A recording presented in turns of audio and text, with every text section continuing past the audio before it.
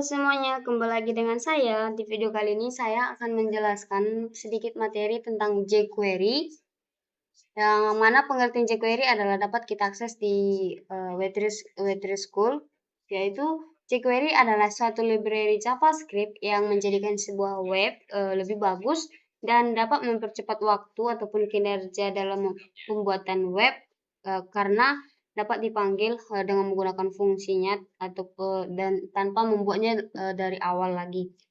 jQuery juga dapat memanipulasi HTML, DOM, CSS, animasi, ataupun Ajax.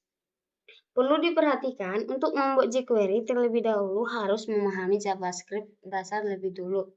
Nah, oke, langsung saja di bagian codingannya. Nah, di bagian file index HTML ini saya mencoba untuk mengoperasi perhitungan yang mana terdapat pembagian, penjumlahan, pengurangan, perkalian, dan juga modul.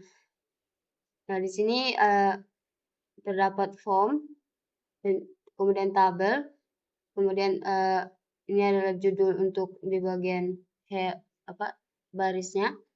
Lalu di sini untuk di bagian kolom A ataupun input bilangan. Lalu di sini juga untuk penginputan bilangan yang kedua. Nah, di sini di TR selanjutnya yaitu untuk button di bagian pembagian, button A bagi B, dan ini juga button A tambah B, button A kurang B, button A kali B, kemudian button A modul B.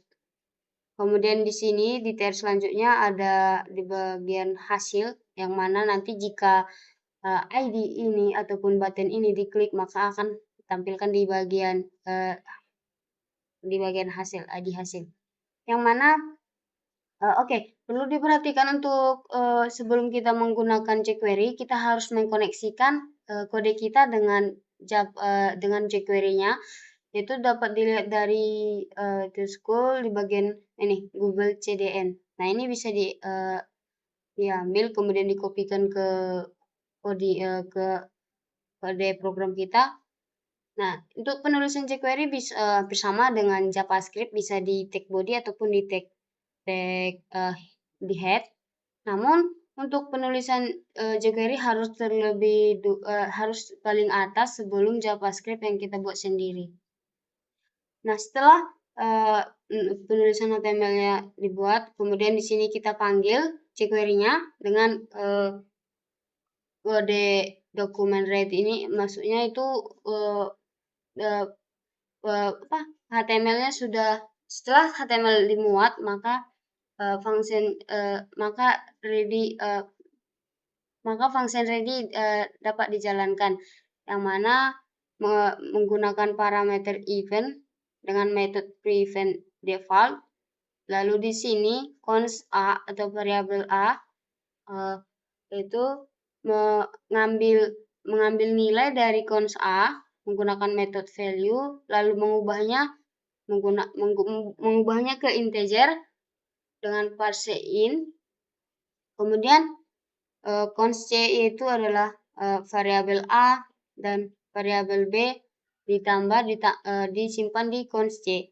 Lalu di bagian hasil, fungsi metode HTML ini itu untuk menampilkan hasil dari const c.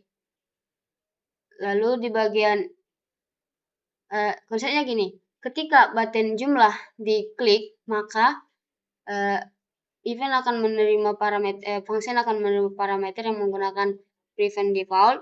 Lalu const a dan const b itu ditangkap nilainya menggunakan metode file dan mengubahnya ke bilangan integer menggunakan metode parseInt.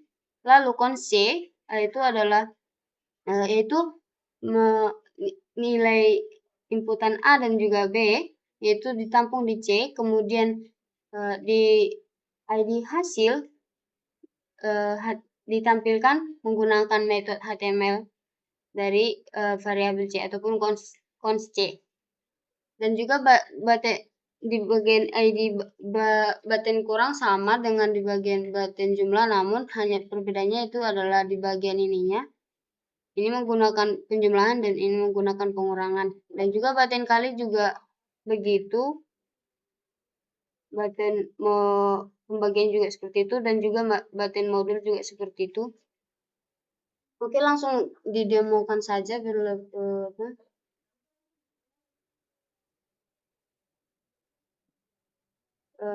misal dibuatnya 10, di bilangan A 10, bilangan B-nya 5, kemudian A dibagi B, 10 bagi 5 ya hasilnya 2, betul.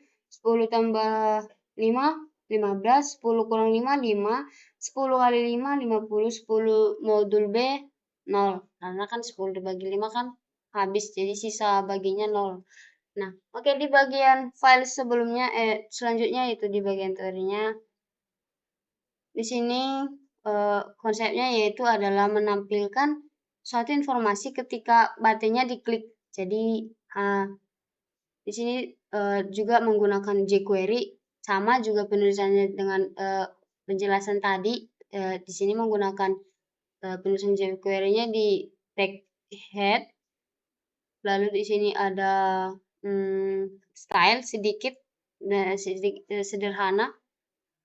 Lalu terdapat dua button yang mana ID-nya button vcom, kemudian button info. Lalu ada div yang berisikan informasi tentang TI dan SI. Kemudian setelah ini kode HTML-nya dimuat, kode programnya akan dijalankan menggunakan fungsi dokumen ready. Lalu ketika ID button vcom diklik, maka alertnya akan muncul dengan welcome to our page. Lalu di sini di bagian pengaturan CSS div, yang mana kelas konten disembunyikan menggunakan metode hide. Lalu untuk menso-nya itu bisa digunakan dengan toggle, yang mana toggle ini adalah menampilkan semua elemen yang ada di kelas konten yang ini, di bagian kelas konten yang ini. Oke, langsung saja didemokan di file ini. Nah, ini adalah vcom. Ketika button vcom ini diklik, maka alert akan muncul. Nah, welcome to our page. Oke. Nah, untuk di button selanjutnya di bagian di button info, ketika diklik maka elemen yang disembunyikan akan ditampilkan. Nah, ini sudah. Oke, sekian dari penjelasan saya. Jika ada yang kurang jelas, saya mohon maaf karena saya masih belajar. Terima kasih.